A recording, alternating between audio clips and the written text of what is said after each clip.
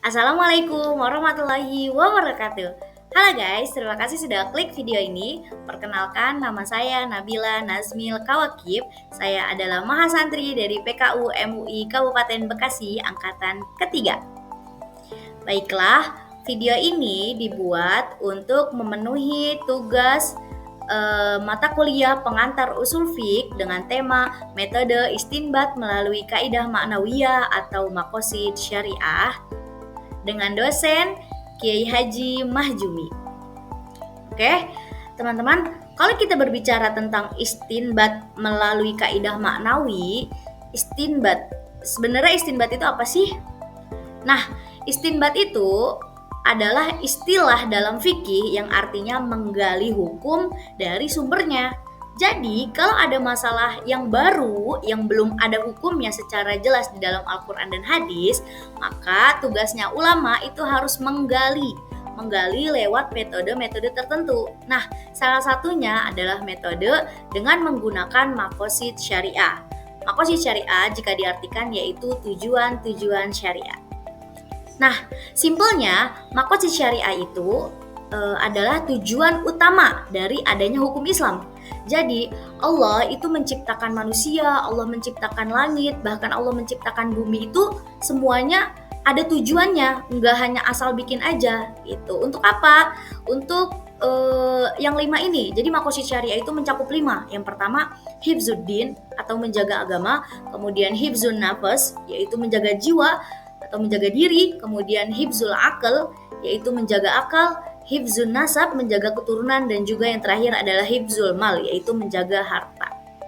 Nah, dari kelima ini sering kita sebut dengan ad-daruriyah al-khamsah alias 5 kebutuhan pokok yang harus dilindungi. Nah, kemudian gimana sih para ulama beristinbat lewat dengan maqasid syariah yang 5 ini? Nah, kemudian, kenapa seorang ahli fikih atau faqih harus ngerti tujuan-tujuan syariat? Karena kalau seorang faqih cuma terpaku pada teks saja gitu, bisa jadi hukum itu menjadi kaku.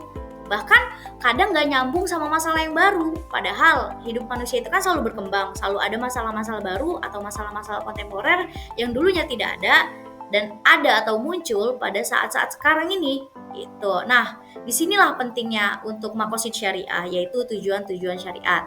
Bayangin aja, kalau zaman Nabi nggak ada internet, nggak ada bank, nggak ada narkoba atau teknologi seperti bayi tabung atau istijarul arham, yaitu pensewaan rahim gitu. Nah, kalau ulama cuma baca teks di Al-Quran dan di hadis tanpa mengerti tujuan, bisa bingung pas nemu masalah baru. Tapi kalau ngerti maqasid syariah yang hifzun nafas yang 5 tersebut gitu, mereka bisa kasih jawaban yang relevan. Nah, berikut adalah 5 kebutuhan seorang faqih untuk mengetahui maqasid syariah. Setidaknya seorang faqih untuk beristinbat suatu hukum itu harus mencakup 5 hal ini. Yang pertama adalah memahami lafaz atau teks nas syariah dan maknanya dengan benar. Nah, para fuqaha terlebih dahulu memahami nas Al-Quran dan Sunnah dari sisi bahasa maupun makna syar'i dengan kaidah usul fiqh. Nah, langkah pertama ini seorang faqih itu harus benar-benar mengerti maksud dari ayat dan hadis. Nah, ini nggak cukup pakai terjemahan letterlek aja, tapi harus dilihat dari bahasa Arabnya, kemudian konteks turunannya, kemudian dalam kaidah usul fiqhnya seperti apa gitu. Contohnya di dalam Al-Quran dikatakan wa aqimus sholata wa atuz zakah warka'u ma'ar raki'in, yang artinya tegakkanlah sholat, tunaikanlah zakat, dan rukuklah beserta orang-orang yang ruku.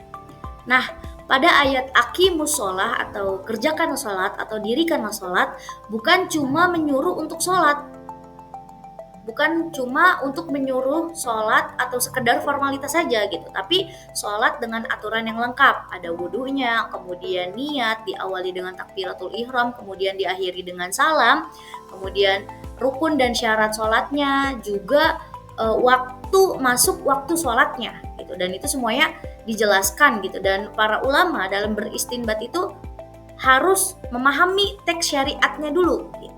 Oke, kemudian langkah yang kedua yaitu mengkaji dalil-dalil yang kontradiktif. Gitu. Nah, seorang faqih itu harus memastikan bahwa dalil yang ia gunakan itu tidak bertentangan. Kadang ada dua dalil yang terlihatnya itu bertentangan.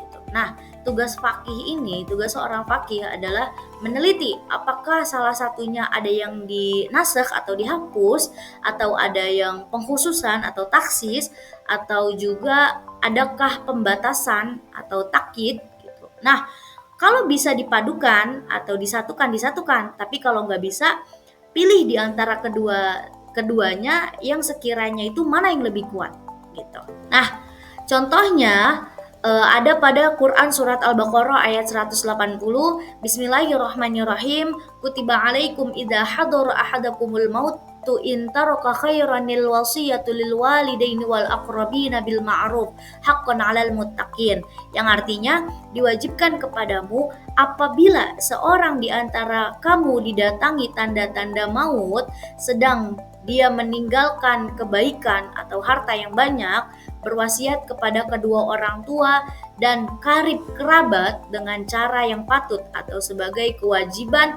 bagi orang-orang yang bertakwa. Nah, pada tahap awal Islam, wasiat untuk orang tua dan kerabat dekat itu diwajibkan. Kenapa? Karena pada saat itu belum ada hukum waris yang rinci. Tujuannya supaya mereka itu tidak terabaikan haknya setelah pewaris meninggal. Nah, tapi ayat ini dimansukh atau dihapus hukumnya dengan ayat waris pada surat An-Nisa ayat 11 dan 12. Di mana di dalam ayat ini dijelaskan secara rinci bagian-bagian para waris. Haknya orang tua berapa, haknya anak, kemudian haknya suami atau istri gitu, dan kemudian haknya kerabat, itu semuanya sudah ditentukan oleh Allah. Dan warisan ini itu bersifat qat'i, yang artinya sudah tidak bisa diganggu gugat, memang sudah dari Allahnya seperti itu. Kemudian yang ketiga yaitu mengkiaskan kasus baru pada hukum yang sudah ada. Nah, para faqih atau para fuqaha, jika ada masalah yang baru yang tidak ada dalilnya di dalam nas, maka para faqih itu bisa menggunakan dengan qiyas, yaitu dengan disamakan hukumnya, disamakan dengan hukum yang mirip. Nah, kalau memang alasan atau ilatnya itu sama. Contohnya yaitu ada pada Quran surat An-Nisa ayat 43 yang berbunyi Bismillahirrahmanirrahim, Ya ayyuhalladzina amanu la taqrabus sholata wa antum sukara hatta ta'lamu ma taqulun. Yang artinya, wahai orang-orang yang beriman, janganlah mendekati sholat sedangkan kamu dalam keadaan mabuk sampai kamu sadar akan apa yang kamu ucapkan. Nah, keharaman meminum khamar itu diharamkan karena memabukkan atau sakr. Jadi kenapa meminum khamar itu tidak diperbolehkan? Ilatnya yaitu memabukkan. Kemudian dari ilat memabukkan ini, para faqih itu menetapkan bahwa narkotika, zat-zat yang memabukkan lain juga itu haram, meskipun tidak disebutkan secara jelas di dalam nas, tapi ilatnya sama-sama memabukkan gitu. Karena narkotika atau zat-zat yang lain itu memabukkan dan khamr juga memabukkan, jadi sama-sama diharamkan. Oke, kemudian yang keempat yaitu menetapkan hukum pada kasus baru yang tidak ada nas maupun kiasnya. Nah, jika muncul kasus baru atau masalah baru yang belum ditemukan hukumnya atau nas dan kias yang jelas, maka para faqih ini menggunakan prinsip-prinsip umum syariat dan maqasid untuk menetapkan hukumnya. Kemudian contohnya itu bayi tabung, yang mana tidak ada kasus bayi tabung ini tidak ada di zaman Nabi, tapi ada di zaman sekarang.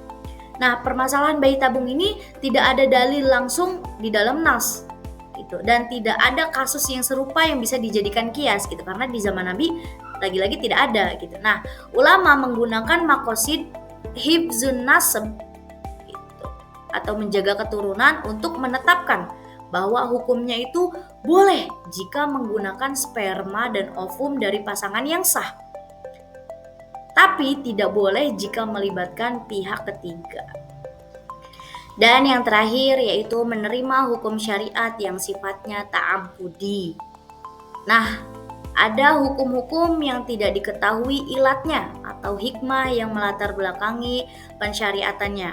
Nah, dalam hal ini seorang mujtahid atau seorang faqih itu menyadari keterbatasannya dalam memahami hikmah Allah dan menyerahkan sepenuhnya pada ketetapan syariat. Nah, jadi ada juga hukum-hukum yang kita itu nggak bisa tahu hikmah rasionalnya itu seperti apa. Gitu. Kalau udah kayak gini ya udah kayak gini, gitu. Kalau udah kayak gitu ya udah kayak gitu. Memang dari sananya seperti itu. Nah, kemudian contohnya yaitu jumlah rakaat sholat. Nah, kenapa subuh itu 2 rakaat, kemudian zuhur 4 rakaat, maghrib 3 rakaat. Nah, kita itu nggak tahu alasannya. Itu murni ibadah. Gitu. Tidak ada ilat yang rasional yang bisa dicari, tetapi diterima sebagai ketetapan ta'abbudi.